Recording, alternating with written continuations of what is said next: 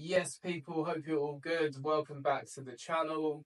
In today's episode, I'm going to be running you through the fight camp nutrition mistakes that I see combat sport athletes make on a regular basis.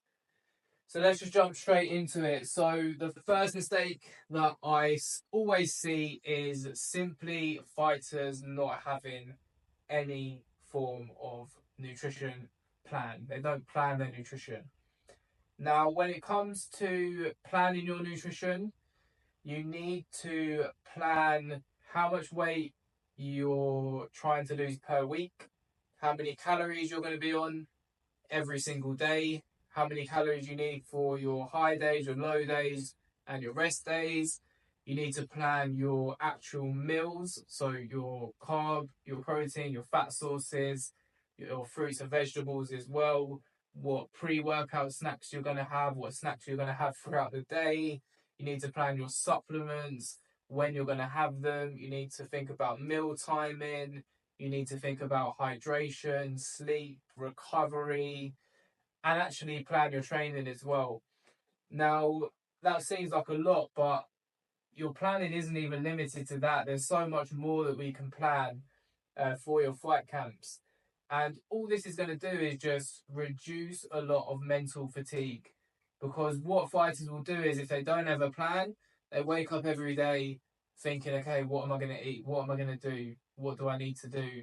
And it can become really mentally tiring, which fight camps are already mentally tiring, even if you have a plan in place. So you need to think about the route and the plan that you're going to execute to make sure that you're performing during fight camp and stepping on that scale and entering that ring feeling like you're ready to perform at your best.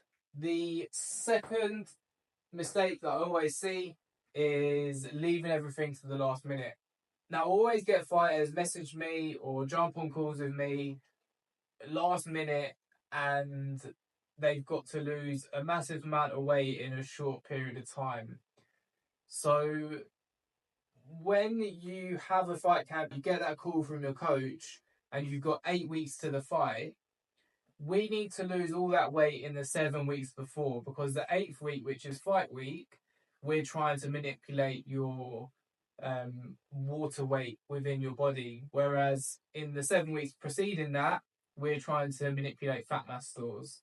So you need to understand that your fight camp is split into 2 phases. So you need to make sure that you're not rushing the weight descent and leaving it to the last minute and trying to put it off for as long as possible, because what will then happen is you've got a lot of weight to lose in a short period of time. You'll need to eat a very low calorie diet for a few weeks, and then that'll impact how much weight you have to cut on fight week. So if you have a lot of weight to cut on fight week, you've got more than 6% of your body weight in the final 24 hours to do, then that's where I'd probably call the cut or really advise you to maybe push the fight date back if you can. So just don't leave everything to the last minute, because again, it just causes more stress. The third mistake is weighing in. You're in a weight-based sport. You have to know exactly where your weight is nearly every single day. Otherwise, you won't be able to tailor your nutrition to your goal. Because if you're missing weeks where you're not weighing in, we don't know if you're on schedule or behind schedule. And if you're behind schedule and we don't know that, and we need to change our nutrition approach, then we're just kind of playing catch up all throughout fight camp. A lot of people don't even like weighing in, but it's something that you kind of have to do and have to overcome.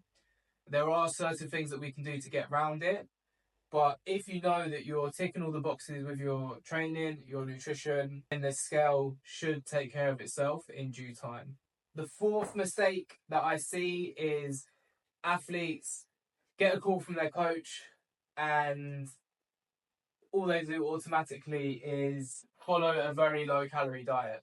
So they'll increase their training load and they'll decrease their calories. And typically what I see is, on average, people will eat breakfast, lunch and dinner. They'll make them as small as possible and just guess and hope that that will be enough to drop a load of weight for them to make weight. Whereas my philosophy as a nutritionist is to try and ensure that fighters I'm working with are eating the most amount of calories possible to lose the weight required. Whereas a lot of fighters do the opposite. They try and eat the least amount of calories to lose the most amount of weight possible. Whereas we're not trying to crash diet, we're just trying to systematically lose the right amount of weight each week. And you can always get away with a lot more calories than you think during fight camp, especially if you're training a lot, which all of you will be doing. So don't just automatically follow a very low calorie diet at the start of fight camp, because it's going to dramatically impact your performance and your recovery, and also impact your mood as well and your mental state, which we don't want. The fifth mistake is simply not consuming enough carbohydrates. Carbs are king when it comes to fueling high intensity training, which all of you partake in nearly every single day during fight camp. So if you're not giving your body the energy it needs to get through those sessions, then you're going to fatigue a lot quicker, and you're going to be dragging your feet to the gym. You probably won't even want to go to the gym and train because your performance is going to be that terrible.